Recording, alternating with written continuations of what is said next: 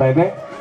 ಹಾಗೆ ಎಲ್ಲರನ್ನು ಸನ್ಮಾನಿಸಿದಂತಹ ನಮ್ಮ ವೇದಿಕೆ ಮೇಲೆ ಇರ್ತಕ್ಕಂಥ ಎಲ್ಲ ಗಣ್ಯರಿಗೂ ಪೋಷಕ ಬಂಧುಗಳಿಗೂ ಕೂಡ ವಂದಿಸುತ್ತಾ ಮತ್ತೆ ಕಾರ್ಯಕ್ರಮಕ್ಕೆ ಸ್ವಾಗತಿಸುತ್ತಾ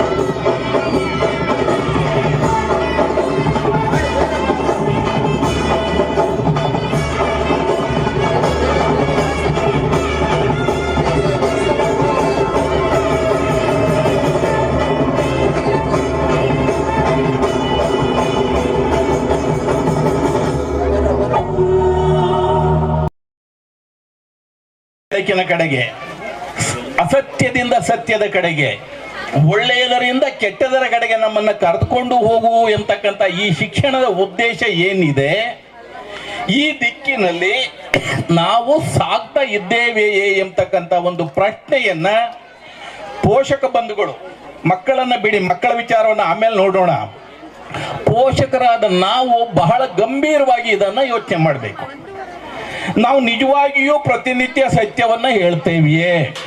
ಇದು ಮೊದಲನೇ ಪ್ರಶ್ನೆ. ಗಾಂಧೀಜಿ ಹೇಳಿಬಿಟ್ರು, ನಿಜವಾಗಿಯೂ ಮನುಷ್ಯನ ಜನ್ಮ ಸಾರ್ಥಕ ಆಗಬೇಕಾದ್ರೆ ಸತ್ಯವನ್ನ ನುಡಿಬೇಕು, ನುಡಿದ ಹಾಗೆ ನಡೆಯಬೇಕು ಅಂತ ಹೇಳಿ ಮಹಾತ್ಮ ಗಾಂಧೀಜಿ ರಾಷ್ಟ್ರಪಿತ ಹೇಳಿದರು. ಆವತ್ತಿನ ಆ ಸ್ವಾತಂತ್ರ್ಯ ಹೋರಾಟದ ಕಾಲದಲ್ಲಿದ್ದಂತಹ ನಾಯಕರುಗಳು ಏನಿದ್ದಾರೆ, ಅವರೆಲ್ಲರ ತ್ಯಾಗ ಬಲಿದಾನದಿಂದ ಪಡೆದುಕೊಂಡಂತಹ ಸ್ವಾತಂತ್ರ್ಯದ ಫಲವಾಗಿ ನಾವಿವತ್ತು ಶಿಕ್ಷಣವನ್ನು ಪಡಿತಾ ಇದ್ದೇವೆ. ಶಿಕ್ಷಣವನ್ನು ಪಡೆದಿರ್ತಕ್ಕಂತಹ ನಾವುಗಳು ಸತ್ಯದ ಹಾದಿಯಲ್ಲಿ ನಡೆಯುತ್ತಿದ್ದೇವೆಯೇ? ಸತ್ಯ ಹೇಳ್ತಾ ಇದ್ದೇವೆಯೇ?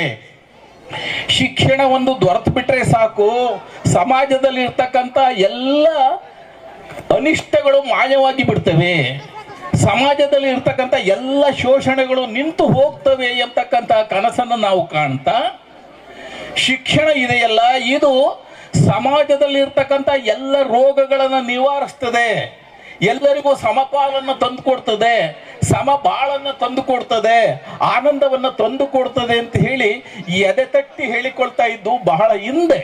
ಆದ್ರೆ ಇವತ್ತು ಅಕ್ಷರ ಕಲಿತವರು ಮಾಡ್ತಾ ಇರ್ತಕ್ಕಂತಹ ಅವಾಂತರಗಳನ್ನು ನೋಡಿಬಿಟ್ರೆ, ಯಾಕಪ್ಪ ಈ ಅಕ್ಷರ ಆಂದೋಲನ ನಮ್ಮ ದೇಶದಲ್ಲಿ ನಡೀತು ಎನ್ನುವಷ್ಟು ನಾಚಿಕೆ ನನ್ನಂತವನಿಗೆ ಆಗ್ತದೆ. ಸರ್ಕಾರಿ ಅಧಿಕಾರಿಗಳನ್ನು ನೋಡ್ಲಿಕ್ಕೆ ಹೋದ್ರೆ ಅವ್ರದೊಂಥರ ಜೀವನ, ಅವರನ್ನ ನಿಯಂತ್ರಿಸ್ತಕ್ಕಂತಹ ರಾಜಕೀಯ ಪ್ರಭುಗಳು ಏನಿದ್ದಾರೆ ಆ ಪ್ರಭುಗಳನ್ನು ನೋಡುವುದೇ ಬೇಡ, ಈ ಸ್ಥಿತಿಗೆ ನಾವು ಬಂದುಬಿಟ್ಟಿದ್ದೇವೆ. ಕ್ರಿಸ್ತಶಕ 16ನೇ ಶತಮಾನದಲ್ಲಿದ್ದಂತಹ ಒಬ್ಬ ಕ್ರಾಂತಿಕಾರಕ ಕವಿ, ಜನಪರ ಚಿಂತನೆಯನ್ನು ಹೊಂದಿದ್ದಂತಹ ಕವಿ ಸರ್ವಜ್ಞ ಹೇಳ್ತಾನೆ, ವಿದ್ಯಾವಂತರು ಅಂತ ಅಂದ್ರೆ ಯಾರು? ವಿದ್ಯೆಯುಳ್ಳ